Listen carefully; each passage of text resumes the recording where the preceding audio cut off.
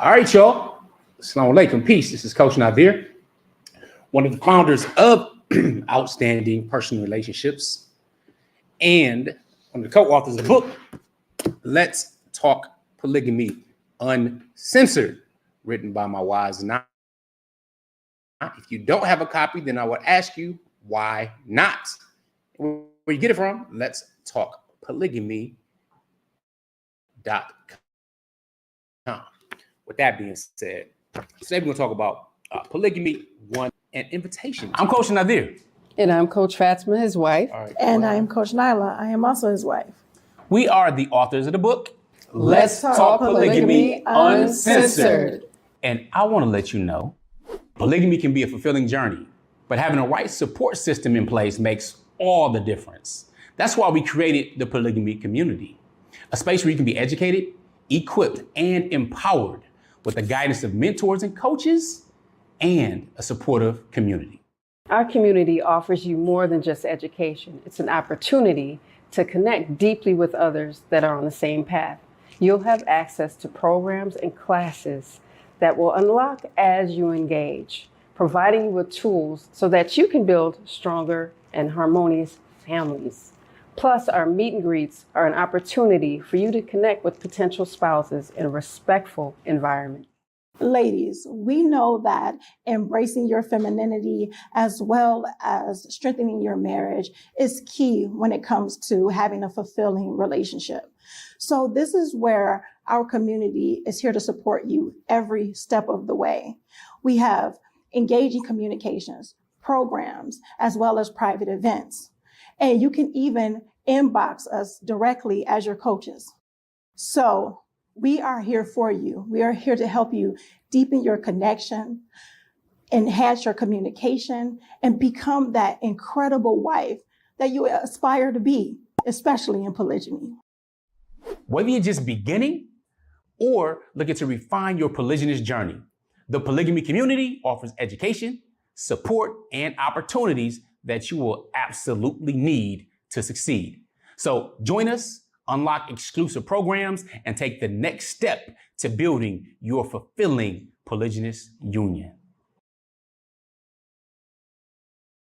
All right, y'all. Again, it's Coach Nazir, one of the founders of Outstanding Personal Relationships. If you do not know, Coach Nyla and Coach Fatimah are my wives. They are not here right now with me. They're with me so far as in the country. One is in the house, taking care of some things. The other's in the other house, taking care of a few things. But today, here's the thing. I want to talk to the brothers about some things. And sisters, I want you to listen and learn as well. When it comes to polygyny, there are some very important and basic fundamentals that should really be followed. But before I get into that, I'm going to ask you, where are you chiming in from? I'm going to ask you to share, because I need to actually do that too, to some different polygyny groups and people that may benefit. Where are you chiming in from? What country? I mean, for me, it's actually almost evening, about an hour and a half be time for Maghrib, the sun will be setting. So good morning to you, good afternoon, good evening, good night, depending on where you are in the world. But let me know where you're calling from, where you tuning in from, where you checking it out at, what country, what state, what part of the world. I would like to absolutely know that, and it'll give me some time to share as well. And I would request that you do the same. And again, today, we'll go into some issues and challenges that tend to face men in particular when it comes to practicing polygyny, and how to really address these challenges that are all too common. In the meantime, while I'm doing that, you could find out a little bit more information about how dope we do our different ads. Polygamy wide. Reporting for duty has been served. Formation. I am Coach Nazir. I am Coach Fatimah, his wife. And I am Coach Nyla. I am also his wife. We are the founders of Outstanding Personal Relationships and Polygamy Bootcamp. And if you think that's how polygamy actually works, You are sadly mistaken. But you were laughing, right? I know you're laughing. That's funny. Anyway, we're also the authors of Let's Talk Polygamy Uncensored. And we want to let you know something, because when it comes to practicing polygamy, there's this whole fantasy on how that is, at least on the men's side. Like, I'll do this, they're going to be step, lock, and step. Not at all. Not at all. the challenge is when we embarked on our polygynous journey before us raising, 12 children and traveling the world and everything else, it looked a whole lot messier and it was a whole lot more challenging. All right. So what we've done is we put a special gift together for you at polygamybootcamp.com to kind of let you know what the pillars are to really practicing it at a high level, especially if you're new or if you just have the idea, or maybe you want to just kind of figure a few things out. Right. Yeah. Many initial wives believe that they're being replaced or that their husband doesn't love them anymore, and they don't really know how to deal with that or their emotions.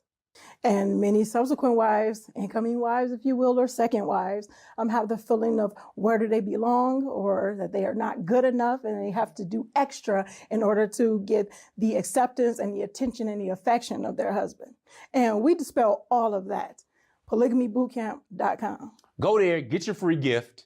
You will thank us later, especially if you're looking at practicing polygyny in a healthy fashion. Make sure you click the link below. Go ahead and get your free gift, and we look forward to sharing more fun stuff with you. So shape up Or ship out. Click the button below.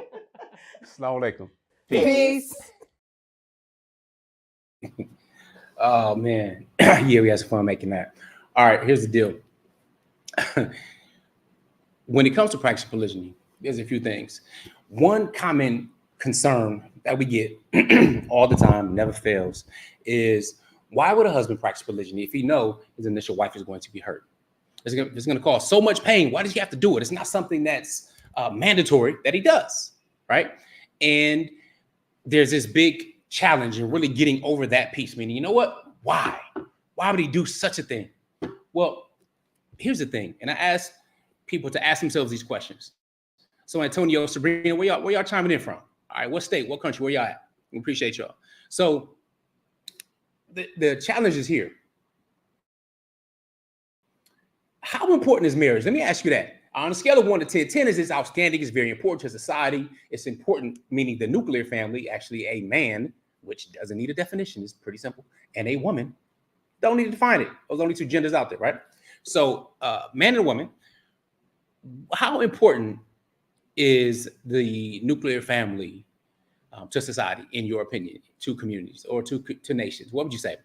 On 1 is like, it's not important at all. It doesn't really matter whatsoever. And then, of course, there's the 10. 10 is like, it's critical. It's extremely important and impacts a lot of issues. So where would you say that stands? All right, let me ask you that.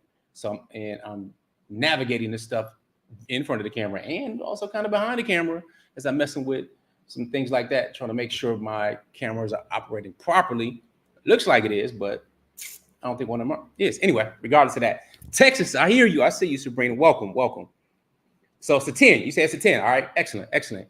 All right, Antonio, anybody else in the audience, on a scale of 1 to 10, where do you feel marriage, that nuclear family, stands? 10 is extremely important.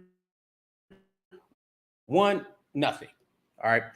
And I'm just asking your personal opinion because we have traveled the world to a number of different countries. I mean, right now, we're on the continent of Africa over in Egypt, and we recognize that there are different cultures and different ideas when it comes to family. So, for example, it's very important here in Egypt. You see elderly people taken care of by their families, and Turkey was extremely important, the way they care for the elders and treated them with massive respect, okay, not raising their voices and so on. However, where I'm born and raised, that's a totally different thing, where the adults fear the youth don't respect the adults. There's a lot of different things happening in different communities. Not that it just happens en masse all across the entire country, but there are major swaths of the society that have changed drastically since I was growing up as a teenager back in the 90s.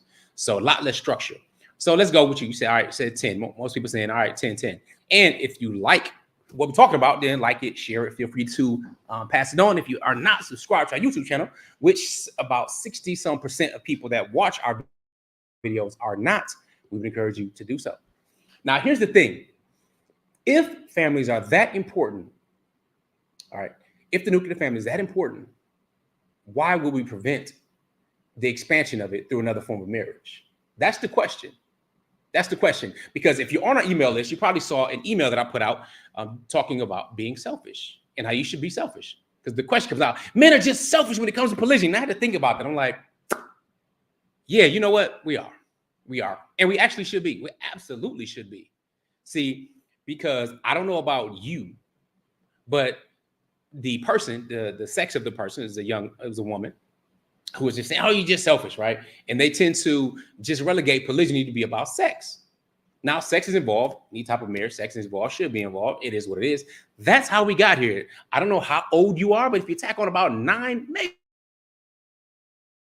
10 months, if you count 40 weeks to your birthday, if you will, you were the result of two people, opposite sexes, getting together, getting warm, hot and heavy. Somebody exploded and boom, 9 to 10 months later, you're here.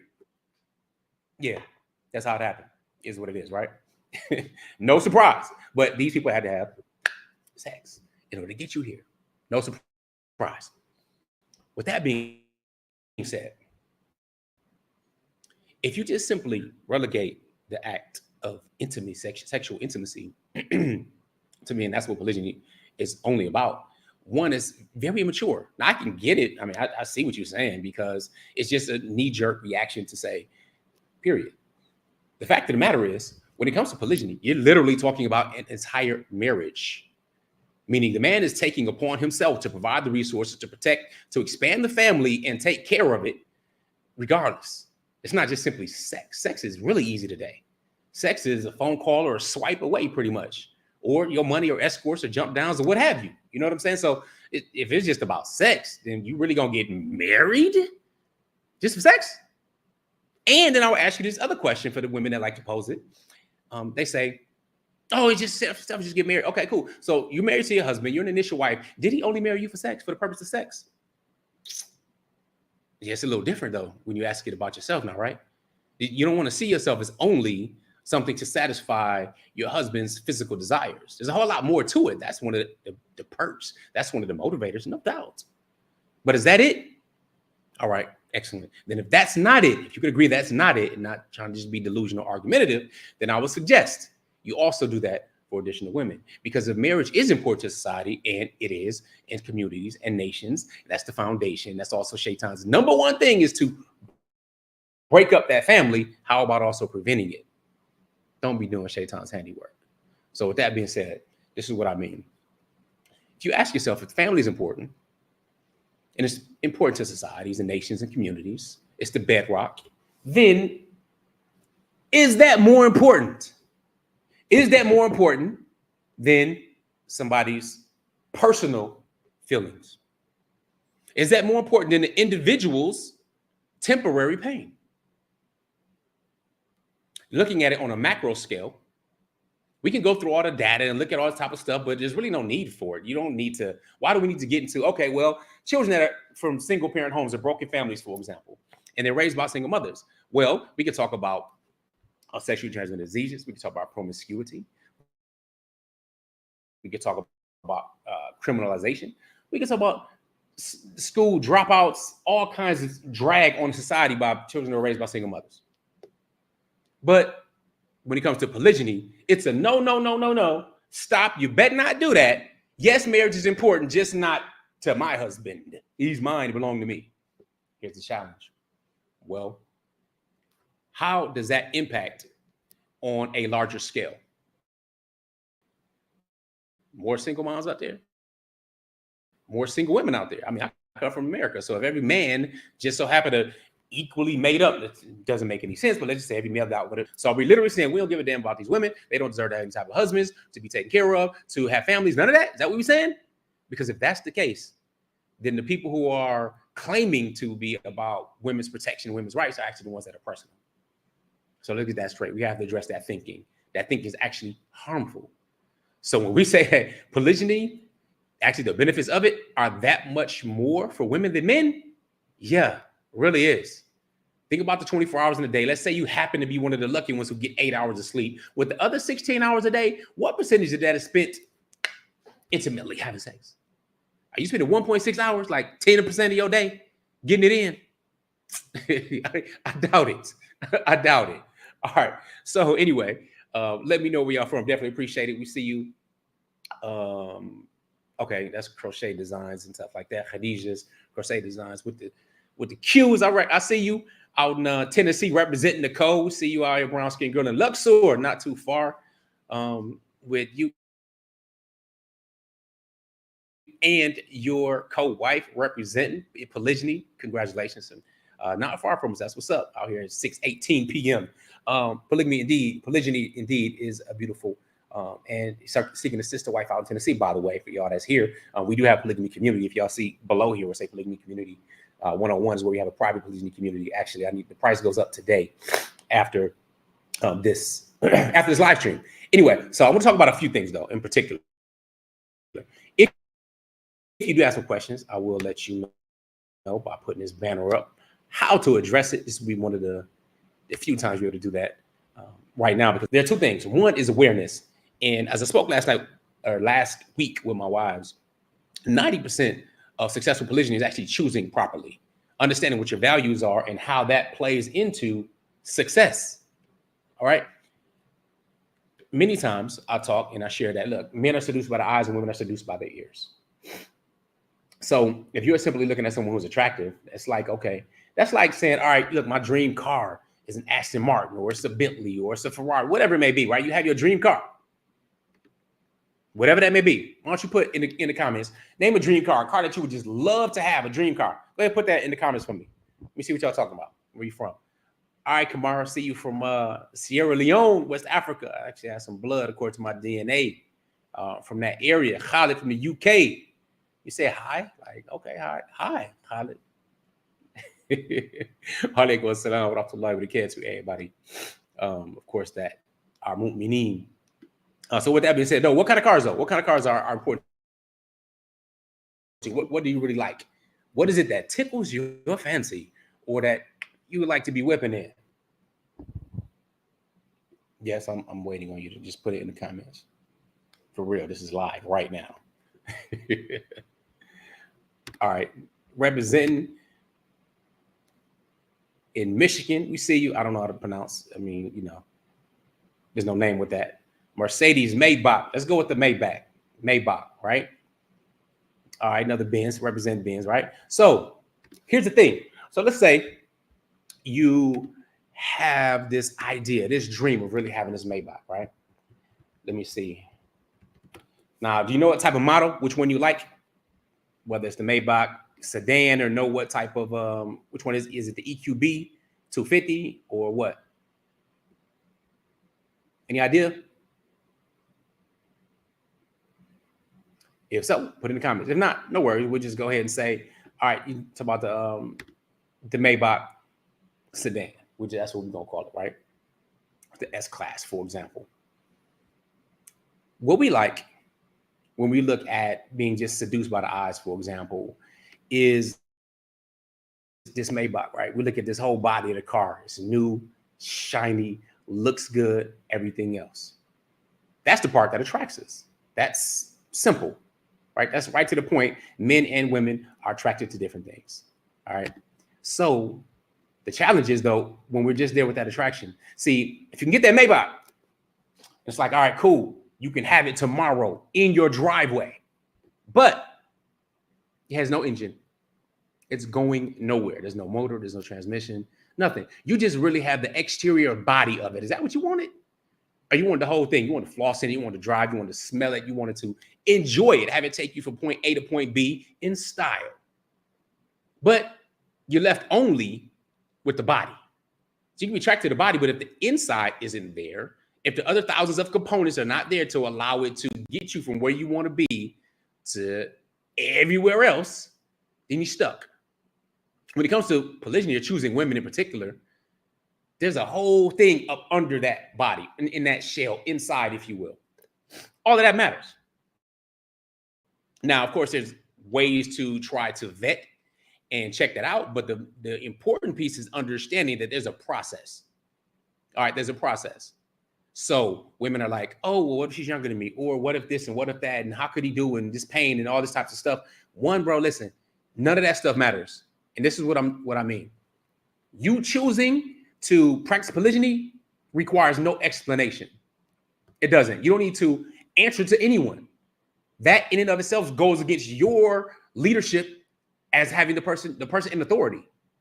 Now, if you're a bum, if you're somebody just sliding by and that's trash, it's highly unlikely you'll be here listening to me anyway.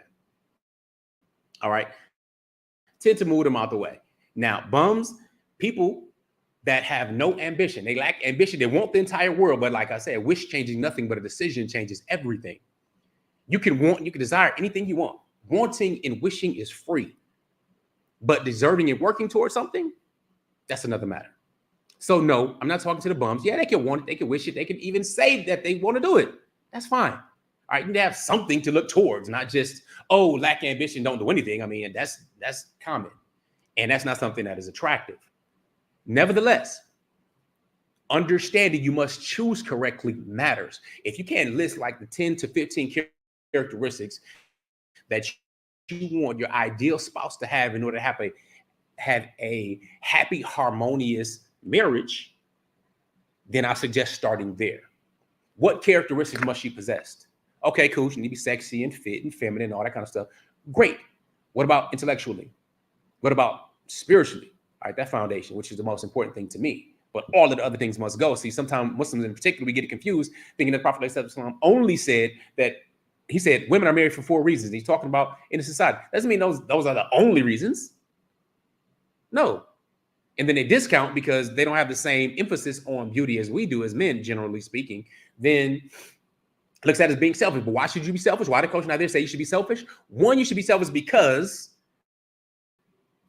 if marriage is a 10, is extremely important for society, and you as the man, as the imam, can lead and grow and build a strong family under your leadership. If you have one wife, and the Prophet ﷺ said you feed your wife, from your hands, you feed it, you buying this, you providing, are you getting blessings for that?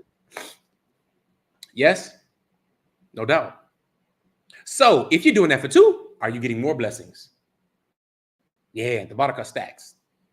And I don't know about you, but I need all the blessings I can get, because after it's going, it'll coming back to this life trying to get more. Wishing and wondering and wanting, all that stuff is done, except 3 things that follow you.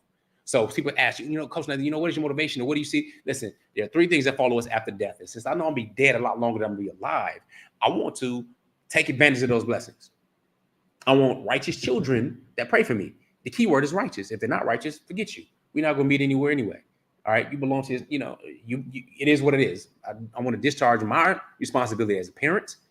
And you can either listen, you can not listen, you can follow, you can not follow, or what have you. Take what I say that's right. Whatever's wrong, throw it to the side. But righteous children that pray for you. Right now, I have 10 biological children and also 2 bonus children, right? So that's a dozen. Now, there's an 80-20 rule. I'm hoping 80% of them will do great. But we don't know. Now, why do I say this? Listen, the very first family that existed that we know, Hawa and Adam, one of their sons killed his own brother. We have the story of Prophet Yaqub or Prophet Jacob, right? He had 4 wives, had 12 sons. 12 sons. The majority of them plotted against one. Prophet Yusuf, also we know him as Prophet Jacob, right? They had challenges with their own families. So who are we to think that we won't? Like, that's just ridiculous, because we know that these were the best of mankind. So there will be challenges. Why is this camera? Oh, whatever. It is what it is. All right. So we're going to have those challenges, right? But working to make sure that the women that you choose, that matters to begin with. So there's no underlying other issues that comes along. A young brother asked me a question yesterday. He said, you know what? I don't want to play it without his permission like that. But he asked me a question. He's not married yet at all. He tried to get married to his first marriage. He said, he said he's polygyny. He feels that one day, if he can, he will practice polygyny. So he asked me, what's my opinion on it? Should he just go into his sit downs for marrying his first wife or marrying his first, having his first marriage and say, look, I'm open to polygyny. I'm going to practice polygyny one day. So you just need to know that. You want to be transparent and up front, like he got advice to do, or follow the other advice he got saying, listen, man, you just need to focus on getting married. And then once you, get in position or something like that, you can kind of, tell her later. Now, what would you say? Option A or B? What would you say? Should he go ahead and, as he's pursuing marriage to a first wife, go ahead and let her know that I want to practice polygyny sometime in the future? Or should he just wait until after he's married and established and then, talk about polygyny? What do you say? That's option B. So I'm not going to continue with that until you let me know. She's option A. Okay, let her know. Because he said, I've talked to some women already, and they say, you know what?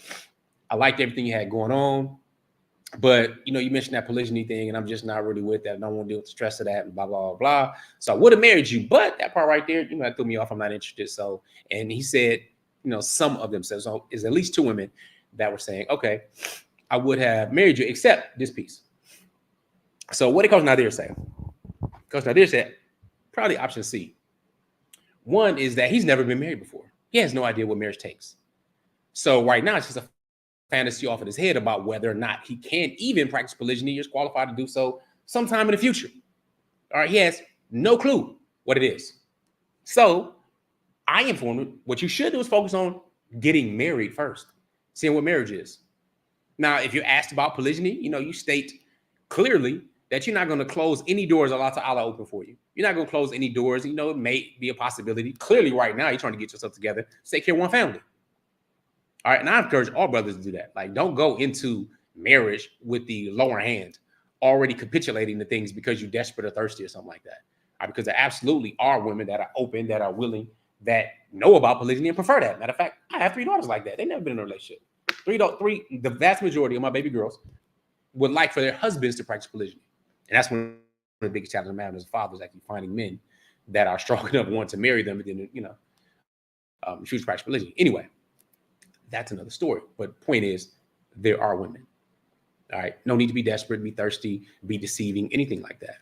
And then if you decide in the future that you want to practice polygyny, then you talk to her before you have a prospect, anything like that, because she has the opportunity and option to have her representative or wali or wakil or ask herself your opinions regarding, polygyny and what you want to do. If you're not willing to close that door, again, you're being upfront and honest, but you don't even know what marriage is like to talk about or think that you want a second one. Because I had some that say, yo, I want to practice polygyny. Man, I got married. There's so much responsibility in this, and I can't imagine being, married to more than one wife, which is absolutely okay. All right, so option C was get married. Find out what marriage is like. Build yourself up to where you can qualify for polygyny and doing it in a healthy manner. See, prior to, your potential wife has no reason to think anything positive or you being able to do anything. You see your ambition, test stuff out, none of that stuff. So you really don't hold any weight whatsoever. The difference is if you are a man of ambition, you are somebody that's focused on growth and building, then you got to think a little bit harder on the quality and caliber of other men that are out there. Now, one of the challenges comes when women think that they want to know something, but in reality, they don't. We spoke about this last week when it came to preferring a beautiful lie over an uncomfortable truth. Because many say, yeah, they want to know up front, be transparent and all this kind of stuff. No, you don't. Not really. Because if it's some dude that you dig, some guy that you like, and you're in talks and everything with him, and he says, yeah, I probably will practice polygyny, or I want to practice polygyny, or I'm not going to close that door. Well, a couple of things can happen. Either it's I'm going to shut this door because there must be many more out there, or there's going to be at least this man was truthful. Because the fact of the matter is, you're not going to be able to stop him from doing it anyway. Now, you can have discussions, you can put clauses in your contract and all that type of stuff. However, good men aren't easy to find. I didn't make up that statement. I say it existed before I was here. They say that the good men are already married. Ooh-wee, look at that. What women are saying the statement? Where are they coming from with that? The good men are already taken, they're already married. Here's some facts, though. Good men that are already married can actually marry again. Some of them. Not all of them, of course. It's not something that's blanket. However, those who have more optionality, they have more resources, they have more leadership skills. They've already demonstrated the ability to be a great husband and a great father. They have more options. And there are more women that are willing to become part of that. So, for example, I'll talk to you about Coach Fatimah and Coach Nyla about they weren't necessarily interested in polygyny at all. All right. Clearly, I met Coach Fatimah. I was 14 years old at the time. All right. And I told her, and first of all, I ain't had no game. So I never just went up and spit game to females. I was always quiet, laid back, really unsure, really uncertain. So when I shot my shot, and she rejected me, she was just like, she's too busy or whatever, something at the time in school in the hallway. Then I went to class and that was just it. It was over. Like, shattered dreams. I shot my shot. Find a girl in school. That was it. It was over. Whatever. However, she had apparently came to her senses and decided to provide me with that name and number and address and all that kind of stuff by the end of the day on paper, because that was text back then. So she wrote the text on paper, and then that's how our relationship started when I was a teenager. And then a little over 5 years later, we were married. So with that being said, she didn't know about polygyny. I didn't know about polygyny. We weren't even Muslims at the time. None of that type of stuff. We met in a Christian high school. Go figure. And then after 15 years of monogamy, I didn't know what marriage was like. I mean, I had several children, I had baby girls. I was doing my thing. I was working and stuff. And then I was doing business, all kinds of stuff, just living life, trying to change up a number of different things to make sure I was doing different than my father and my grandfather and the people that I saw. Because a lot of stuff was dysfunctional. It was painful. It was really challenging. Now, Coach Nyla wasn't looking for polygyny either. She saw me, and apparently she eventually said to somebody that too bad he's married. Little did she know about polygyny, and she wasn't Muslim either at the time. But anyway, she ended up becoming Muslim. She ended up getting married and stuff like that, and monogamy. That didn't work out. And then she was available and whatnot. And then the story that we shared last week, when I was approached, she learned more about polygyny and stuff like that. I was approached. I wasn't at the place that I wanted to be at necessarily financially at the time, or at least I thought you had to really be at a certain amount. But then eventually we talked. I talked with her, Raquel, and everything else, and got married. Boom. Now we're in polygyny. Now we're going on 14 years in. Now the first several years, due to my lack of leadership in the home, being more direct, being more firm. I know that sounds harsh. We can be more firm and you know what? Because you have to be as a man. As a man, you're the leader, you're the captain of that ship, you're navigating things. And if you don't have your vision and stuff properly, if you cannot articulate it in a proper fashion to how you want things to cooperate and operate, then they're not going to cooperate. If you leave it general, if you leave it more gray area-ish, then your life is going to be like that. All right. So this is what I mean. When I first got married to polygyny and stuff like that, it was a while ago, it took about 14 years. So something happened where I brought my son with Coach Nyla to the house. Oh, this is what happened. My wife's father had passed. Right. So I know, and many of you know, if you've lived life long enough, you know that birth comes death, and death comes birth. All right, life continues to move on, but for some reason or another, I tend to recognize that, all right, there's a baby about to be born, somebody about to die.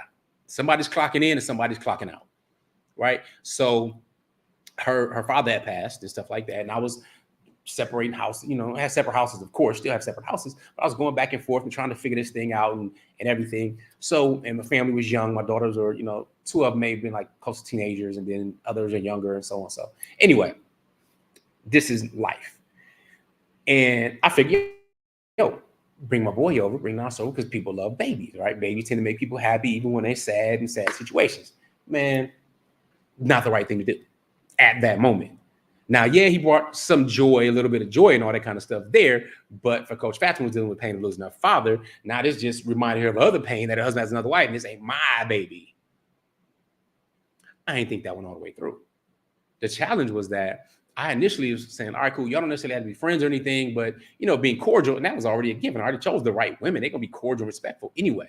It's a disrespect and dishonor on me and my family if I had these women quarreling between each other and acting like teenagers. That's just stupid.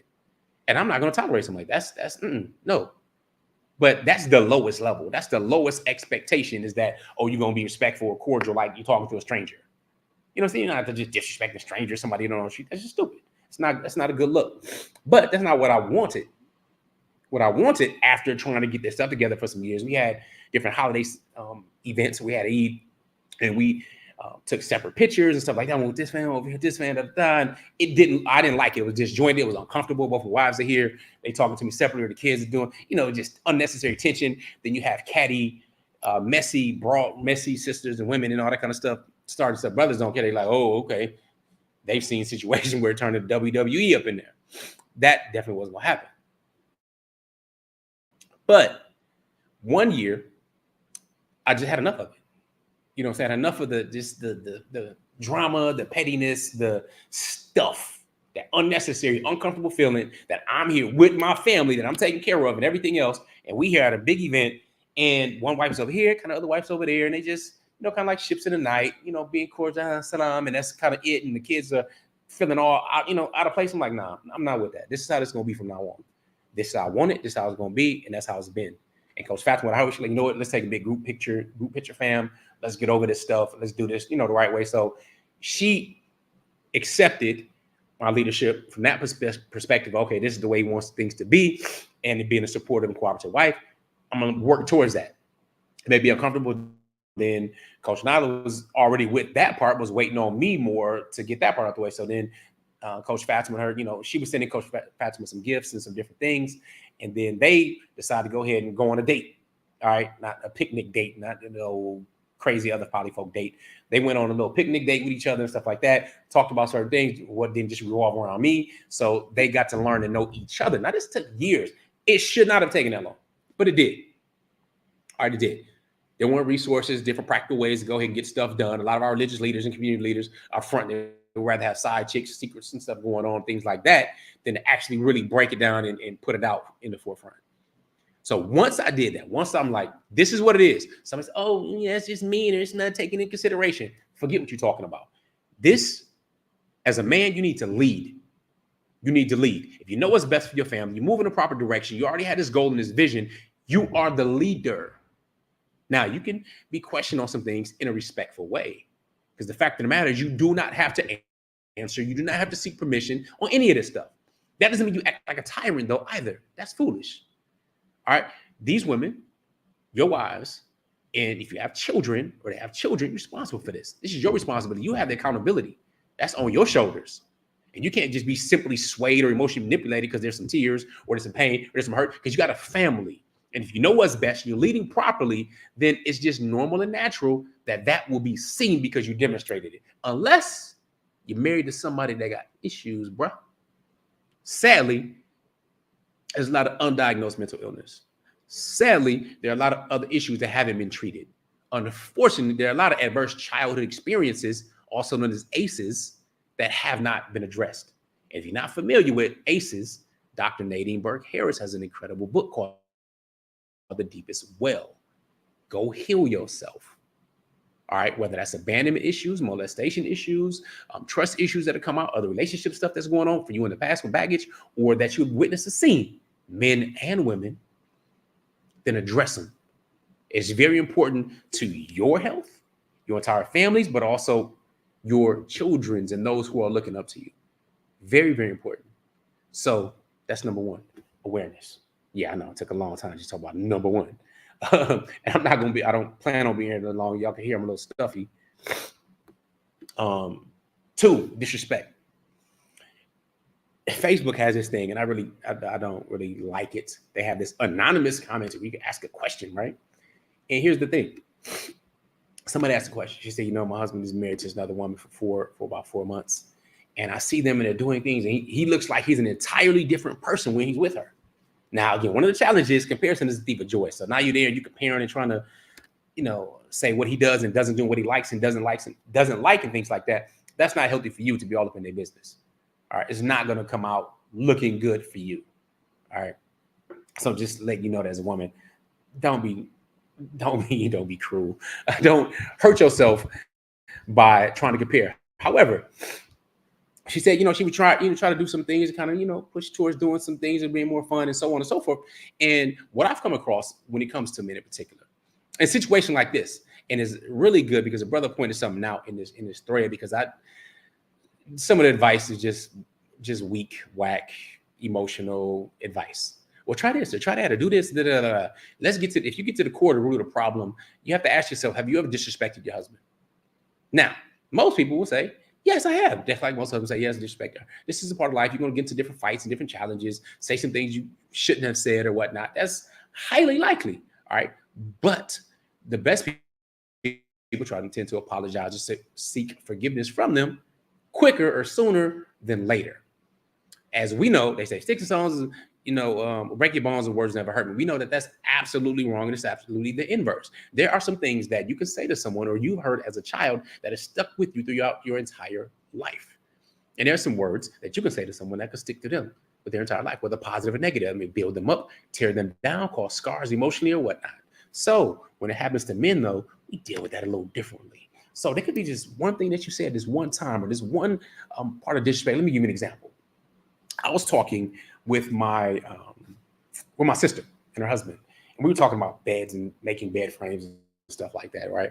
And I had recently learned how to make some bed frames, and 1x6, you take this wood and stuff, and it was really cool. They're heavy and strong, right? So you just get the wood and lumber and put the thing together. Now, I'm not some handy dude, but I'll get some stuff done. And I was talking to her husband about just go ahead and doing that for my nephews. And at that moment, Coach Nyla or Coach Fatimah was there, and Coach Fatimah was like, "What would you know about, making some beds?" Literally making bed, not making up the bed, like putting sheets and all that stuff on the bed, but like making a bed.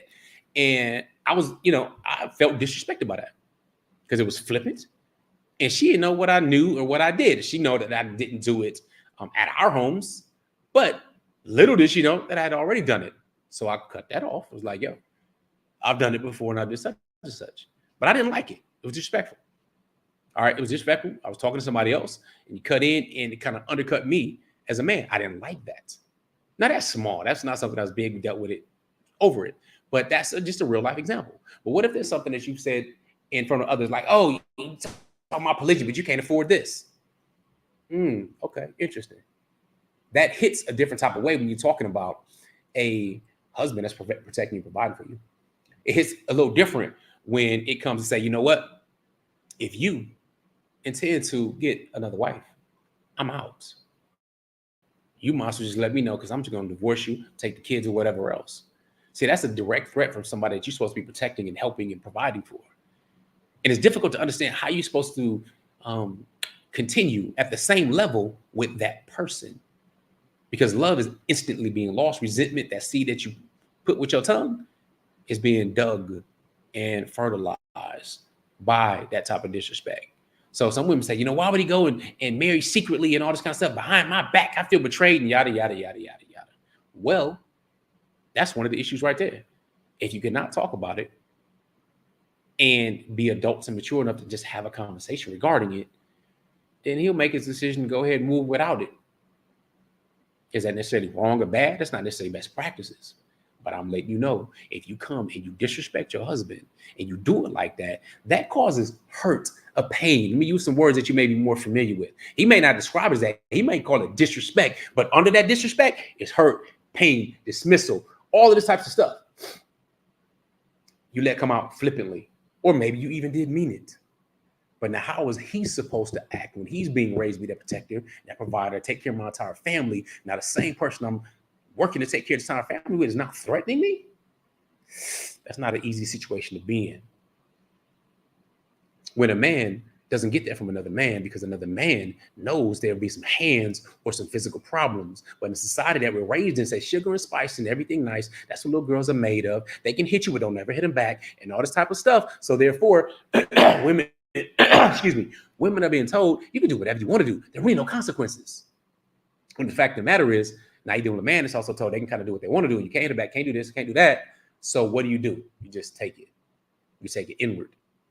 Now this same man marries in polygyny, and he's with someone who hasn't disrespected him, who's open to him, is more cooperative with him, and you wonder why he's not the same way with you.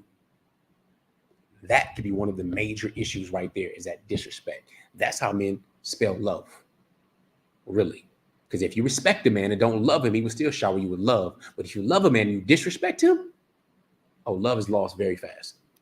And you may not say it, may not be vulnerable with you, or he can be vulnerable with you, and then you bring something up that he was vulnerable about. That's disrespectful. You're literally cutting off your nose to spite your face. So, disrespect. Don't let that tongue kill you and kill your relationship. Because just like trust can be broken instantly, similarly with respect. But if you respect him more, and that's shown, that helps increase your relationship. Just saying, tidbits for the ladies. Hope y'all catching it. All right, two things that are the major challenges for men and women. Men's problem, women's problem. My goodness, I'm about to sneeze. 1 second. Ooh. Yep, I'm gonna be ending this a little bit early. All right, men's issue or challenge is cowardice. So when I said, you know what, you need to be more straightforward, you need to be more rough, more tough, more serious. I can see women saying, "No, okay," but also there are men that's like, "No, you know, I don't really need it," because we want to provide comfortable lives for our wives, which is fine. But there are certain things that you have to create. Now they call them boundaries. We can use the same term. You need some boundaries, bro. There are some things your wife or wives can say and can do, which is okay. But there are also other things that are disrespectful. And if you allow it to continue going, you give them an inch, they'll take a yard. So I would advise you, make your boundaries. What are they? What are they? Because a person doesn't feel or fear any repercussions from anything, what's the point? Why respect that? Nothing's going to happen. Nothing is going to happen anyway. That's one of the worst positions to be in as a husband who's protecting, providing, taking care of his family. So I know some clients of mine, I say, you know what, man, I took my wife on this trip and did all of this and all of that, so I can tell her about polygyny. And people ask me, well, should I do that or should I have something comfortable, maybe make dinner, da-da-da.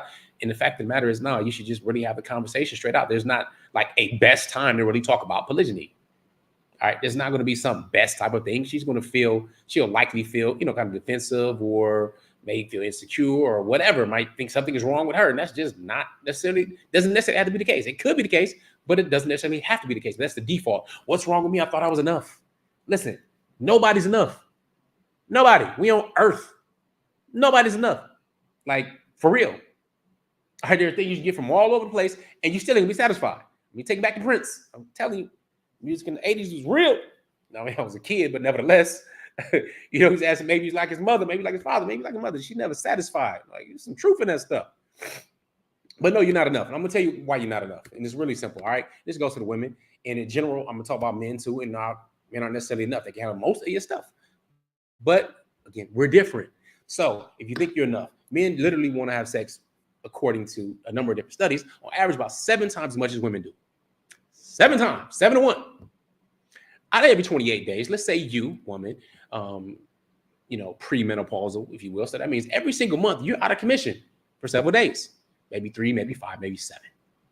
So guess what? If you want to do it every single day, just once a day, not a big old crazy hard session where you swollen or hurt or raw, none of that, but just once a day. Are you enough? Can you handle that?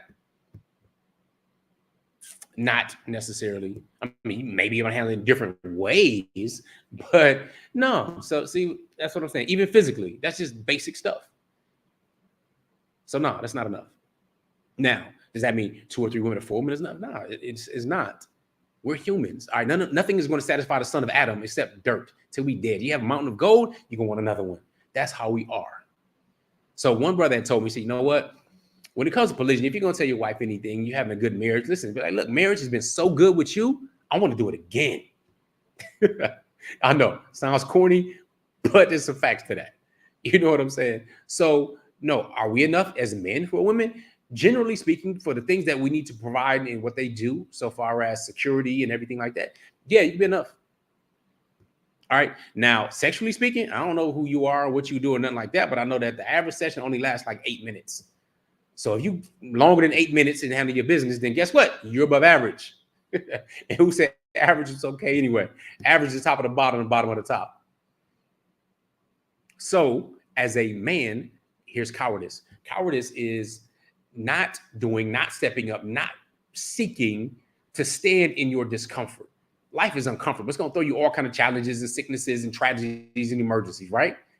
But as a man, you're expected to be able to operate under these conditions. You're designed for that. We are literally designed for that. So whether it's being stoic, whether it's being on the battle line, whether it's dealing with diplomacy or it's dealing with war, we don't have the hormonal challenges that women go through. So we can handle a lot more drama and pain and challenges, especially coming from our significant others, than they will from us. Therefore, when they use their tongues, we can bear that a lot more than if we use our tongues and say something to them, even if we're feeling it, but we restrain it because they wouldn't be able to handle it. So being able to stand in your discomfort, having an uncomfortable conversation is important. Now, here's the trick, though. And this is very interesting because I recently learned that when we talk about, and you probably heard these different arguments, well, see, it's not what you say, it's how you say it. Well, if we get better in our tonality is really important. because since we are the ones who are physically prone to being superior in that aspect, again, physically being stronger than women in general, then anything that seems like it's threatening or aggressive from that perspective can be taken in the wrong way. Now, that doesn't mean you sit up and have to talk with a soft voice and, are you okay? And I'm just that type of stuff, because that's just gay as hell. That's not it either. But being who you are, speaking from a place of empathy and having a conversation, understanding maybe other feelings and so on and so forth. But at the same time, as her feelings can be valid, your feelings can be valid, but feelings don't run the day. The fact of the matter is, I started this conversation now asking how important is family? On a scale of 1 to 10, how important is a nuclear family? So we got some 10s. Cool. Now, if you think it's a 1, then you wouldn't be here to begin with. You know what I'm saying? You'd be on those polysexual, bisexual things and these fantasies and all this kind of stuff, trying to use poly as an excuse for a threesome, when you don't need that as an excuse for a threesome. Polygyny is literally marriage. You know what I'm saying? Marriage. Utilizing your resources, raising the family and everything else. And whether or not you're monogamy, polygyny, or even being single, we are simply pro-morals. That's what's missing. We can get to the core, talk about fixing up band-aiding challenges and things in society, but the main thing that is the problem is that we, as human beings, continue to lean more towards kufr and disbelief, if you will, and that impacts our actions versus iman, having faith and having a moral code to follow. And of course, that is what the Prophet ﷺ brought with this final deen of Islam, the haq, the truth, called al-Islam. So with that being said, women's issue is pride. Pride. Men, main challenge and problem is cowardice. Women, pride. What do I mean? What you mean, Coach Nazir? Telling the truth. Remember that? Rather believing a beautiful lie. Beautiful lie. They'd rather have that. Like Lizzo is really the epitome of beauty. I get tired of seeing, and I mentioned this to my wives before, like, how does Queen Latifah get these leading roles of this woman that's so sought after and all this kind of stuff? Like, she was some with like LL Cool J and more shit. Like, she's like the leading Queen Latifah? No. Trash. You know what I'm saying? Maybe she's a good person, all the rest of that kind of stuff, but she is not the woman for this role that's designed for a beautiful looking woman. Why does that bother me? Because you cannot push on men what actually is beauty. Now I'm talking about all men, because guess what? All men don't like women. So please, not in the comments with the all men don't like it. No. There's a specific physique, just like women, generally like men with lower body fat and more muscular. It is what it is. We ain't front. They ain't necessarily out there, oh, just want to go for dad bods. Nah, men try to mix that around. We use reverse psychology on women. But we know that there's a certain type of man that shows their strength and biceps and chest and all this kind of stuff that women like. Duh. And men like certain things. Queen Latifah ain't it. All right, Ruben Studdard ain't it. Regardless. So why is that important? Because we get this, oh, it's body shaming. Your body shaming, according to your doctor, saying that this is going to lead to early death because now obesity or diabetes is on the rise and it's impacting more people's health negatively and impactfully. Like, duh. But there are certain areas, certain parts of the world, like Mauritania, for example, where they literally fatten women up, and it's disgusting. It's kind of like, I don't know what the dish is called when you take the goose and you just duck and you fatten all the way up and all that kind of stuff. Anyway, some of y'all probably know. I know my wives know, but I don't know that. Anyway, that type of thing, that type of thinking and trying to change what's already within us, what's already desired. So if you become more fit, guess what? You feel better. You look better. You have more confidence. Males, men, and women. So we should. It's better for your health, better for your family. Play with your children or grandchildren or what have you. All right. All of these things matter. But pride in, oh, accept me as I am. I'm this finished work. I'm this princess. I'm the prize. I'm to be such as I'm seeing ladies talk about dating in your 40s and how I have it all together, how men are intimidated. No, dude, women are not intimidating men. Men are intimidated by other men. I mean, don't like women that are obnoxious, think they got it all that type of stuff. But now you in your 40s, you dating, you on a Tia Mowry trip where you get divorced and you out there, thirst trapping now. Like, you literally in your 40s. In your mid 30s is when they say if you get pregnant, it's a geriatric pregnancy because half your life is already behind you. So at 36, 37, geriatric pregnancy, because, 72, 73, looking at lifespan, you literally are at that point. And then not too much longer after that, maybe a decade or so, maybe get a dozen years, we're talking about looking at menopause. So all of these things matter. But if we're telling women, oh, just wait, focus on your profession, focus on this and this and that, and all these things, and actually think like a man, act like a woman, says the dude that really can't figure it out and got his own issues.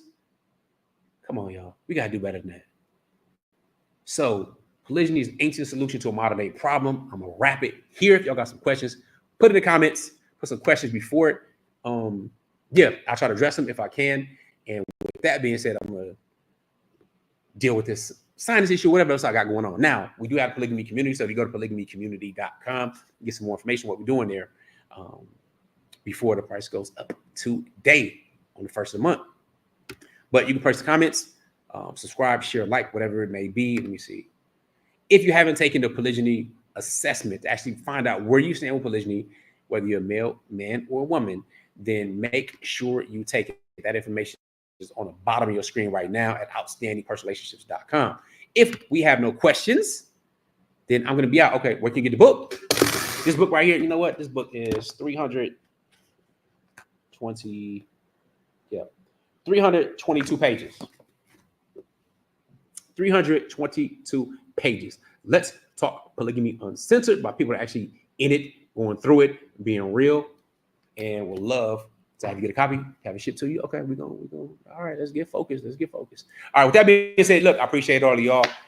Prayerfully got some good stuff today. If you want to reach out to us again, catch us in the community, in our private DMs, where we're working with people who are serious and not just curious when it comes to polygyny. I'm gonna leave you with a little bit of information about it, and then I'm out. All right, y'all. I'm Coach Nazir.